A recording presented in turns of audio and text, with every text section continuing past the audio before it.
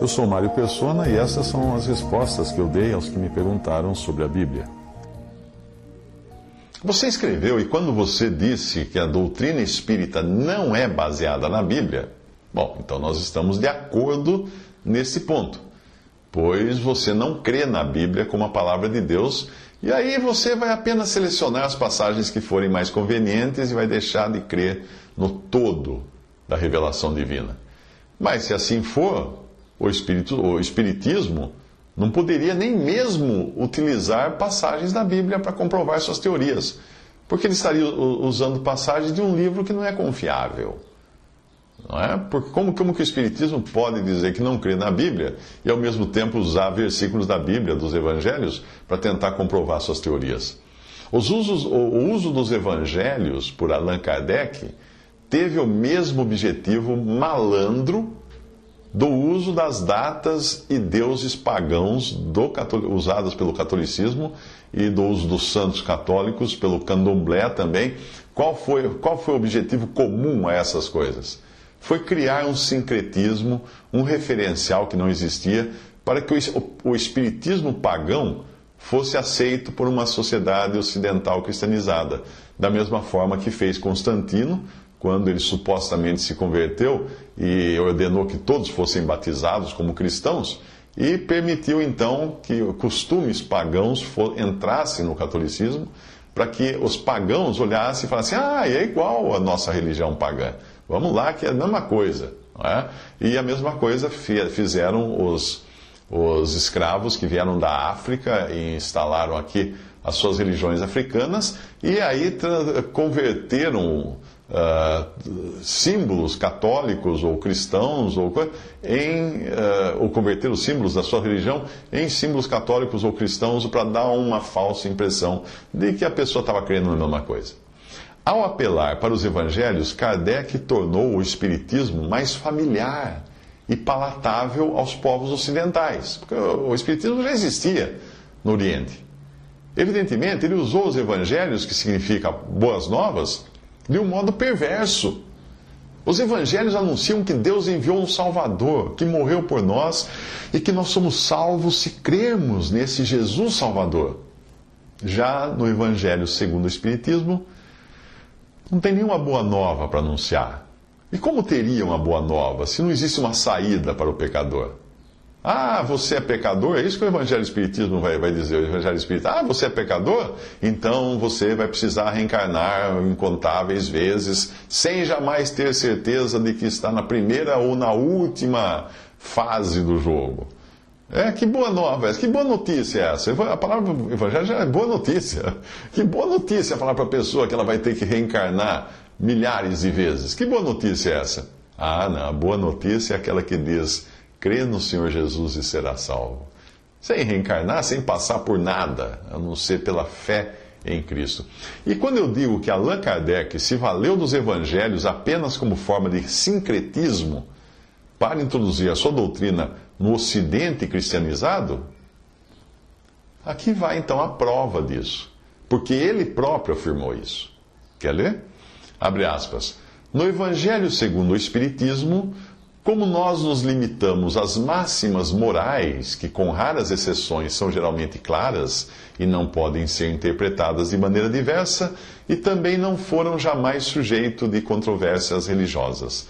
É por essa razão que nós começamos por aí, a fim de sermos aceitados sem contestação, aguardando de resto que a opinião geral se encontre mais familiarizada com a ideia espírita.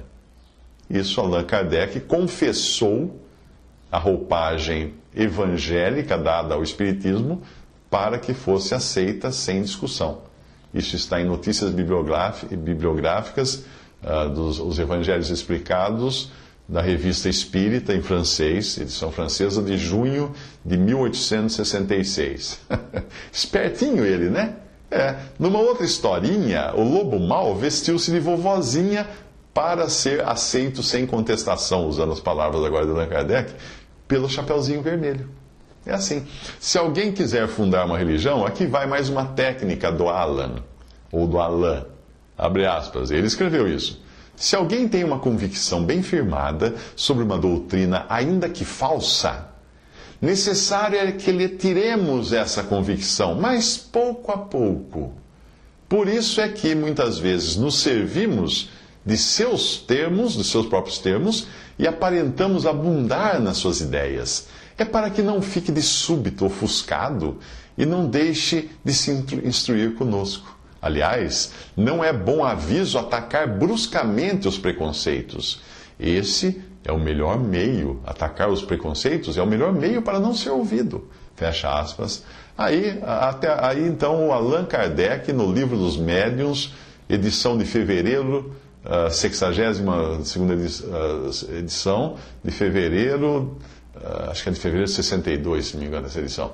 Não é 62ª, é fevereiro de 62. Na segunda parte, capítulo 27, página 399 a 400. Isso aí dessa... Talvez você encontre essa antiga edição na internet, porque nas novas eles estão extraindo essas coisas malandras que foram incluídas nas edições antigas, quando ele confessa que ele estava usando de subterfúgios para enganar as pessoas. Vamos ler de novo o que ele falou. Se alguém tem uma convicção bem firmada sobre uma doutrina, ainda que falsa, necessário é que lhe tiremos essa convicção, mas pouco a pouco. Por isso é que muitas vezes nos servimos dos seus termos, dos termos dessa pessoa, e aparentemente aparentamos abundar nas suas ideias. É para que não fique de súbito ofuscado e não deixe de se instruir conosco. Que gracinha, né?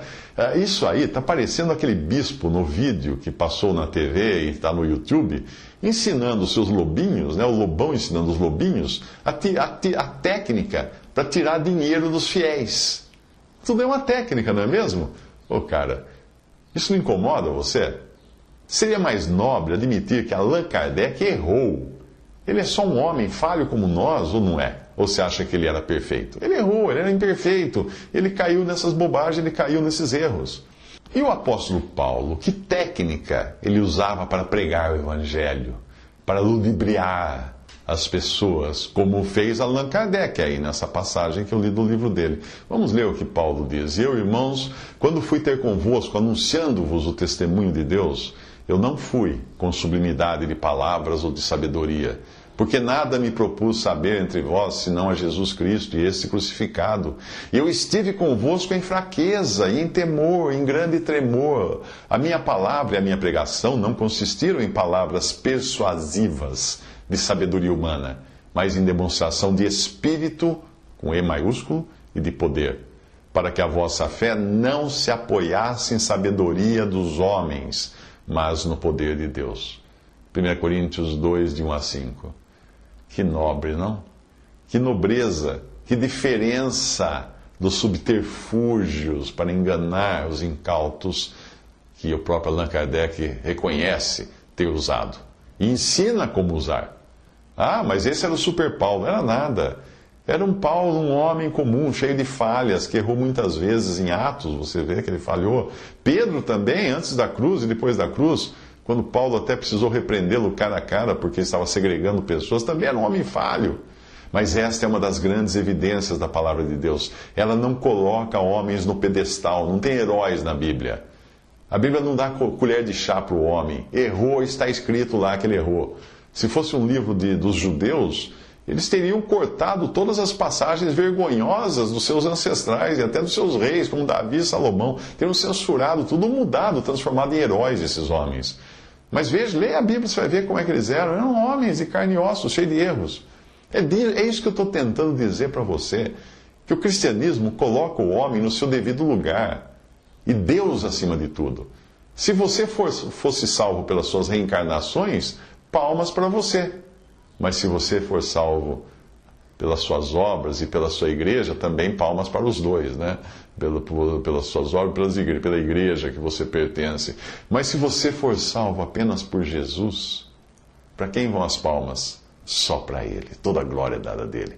Qualquer religião, doutrina ou filosofia que exalte o homem não é de Deus. E agora eu vou ensinar para você mais uma técnica espírita, que é muito usada. Tentar usar comigo também. A pessoa chega para você, depois de expor a doutrina espírita, fala assim: Eu sinto que você tem mediunidade.